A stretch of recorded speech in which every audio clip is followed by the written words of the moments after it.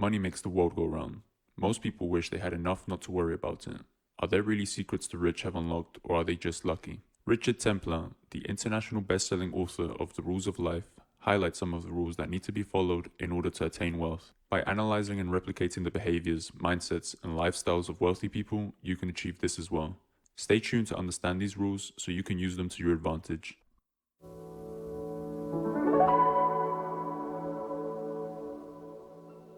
Part 1. Thinking wealthy. Decide on your own definition of wealth. If we don't have a definition, how can we monitor or judge success? Firstly, ask yourself what exactly is wealth to you. You will have to firstly find your own definition for this and have a clear picture of it in your mind, as wealthy people have this definition clearly thought out. Sit down and think about it. Consider what your goals and expectations are and how this wealth can help achieve this for you later on in life. Maybe you want to put a figure on it. Richard Templar states that his own definition is having enough so that I don't have to worry about having enough. Take your time to come to your own conclusion on your definition of wealth and then have it clearly thought out, as this will be your goal. Decide what you want money for and think carefully if it will help achieve your dream. It surely does smooth out life, but some dreams aren't achieved solely with money. Wealth is not always the solution to everything in life, as money is a placebo for happiness, not a cure. Most people are too lazy to be wealthy. Dreaming of attaining large sums of wealth is something many people do, but actually going out and putting the effort to pursue it is not done by as many. Make sure to know that the journey will not be easy, but it will for sure be rewarding as long as you stick to it. Money makes money. The rich get richer. Have you ever heard of the snowball effect? This is a very real phenomenon with money, as compound interest can have very big effects.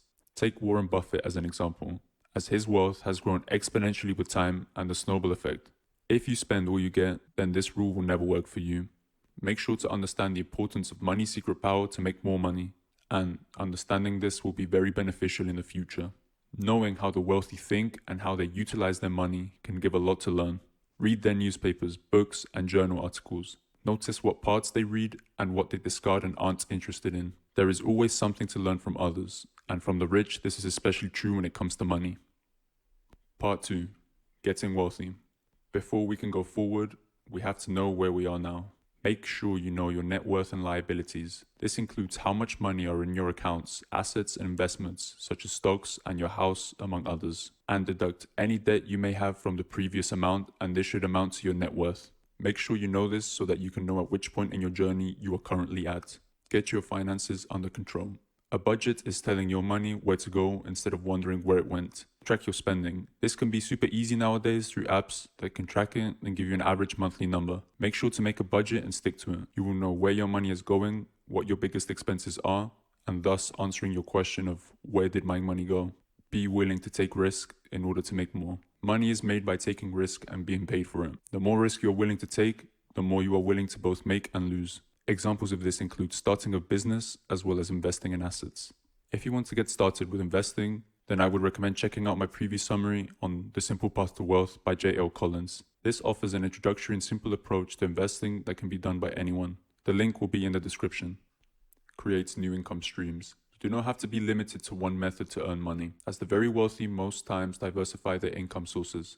Do you have skills that are in high demand, or maybe you have done a lot of previous research on a specific topic? Selling this skill as a service or creating courses and books that provide information can be sources of new income streams. Don't rent, buy. Renting can be an easy, carefree decision when deciding where to live. Not going through the stress of buying a house can be a big relief when moving to a new city or just changing places. However, Richard Templar says that mortgages can be viewed as an investment rather than borrowing, as when you buy a property with a mortgage, you are making a monthly investment. As in the long term, it is reasonable to assume that the interest you pay on your mortgage will be less than the increase in the value of your property.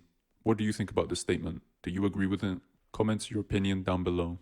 Think carefully about how long you are planning on staying in that place, as rent money does not go back into your pocket in the long run as buying does. Control spending impulses. The rich know how to control their spending urges. That's why they're rich. If you see something you just have to have, wait a little and think about why you need it. The easy spending methods of today with credit cards and online payment systems makes carefree spending an easy habit to develop. This habit does not benefit you, but the companies that develop it. Keep these easy payment systems on spending limits and make sure to think diligently about the reason you need something before you spend your hard-earned money on it. Don't trust get-rich-quick schemes. Getting rich is not something that happens in a day. So when someone promises a get-rich-quick scheme, it probably won't be you getting rich, but them. Scams are everywhere. Falling for a few small ones can become valuable lessons, as long as you learn from them. Just make sure to avoid them as best as you can. Always ask yourself what's in it for them. Obviously, we don't want to go around believing everybody is out to get us. However, being careful now can save you many headaches later. Be suspicious of anyone and anything that could make inroads into your wealth. If it looks too good to be true, it probably is, as not all that glitters is gold. Know when to let go of investments. Just as much as you should be careful where you put your money, you should also learn when an investment has reached its limit for you. Take it slowly and build a portfolio based on experience, knowledge, and decent advice. And if an investment isn't working, know when to let it go. Part 3. Sharing your wealth. Just as much as learning how to accumulate wealth is a learning process, so is sharing it. Those who abuse their wealth don't stay wealthy for long.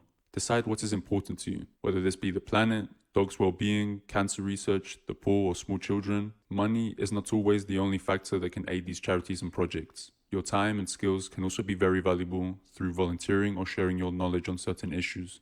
Acquiring this wealth is a journey in itself, but also knowing how to use it for the better is another. Decide on what you care about, research how you can help and do it. Thank you for staying till the end of the video. I hope you were able to take away something from it. Comment down below which rule you find the most interesting and how you will implement it into your life. Also, consider subscribing if you haven't already and hitting the thumbs up, as this greatly helps the channel reach a wider audience. Many thanks once again and wish you the best.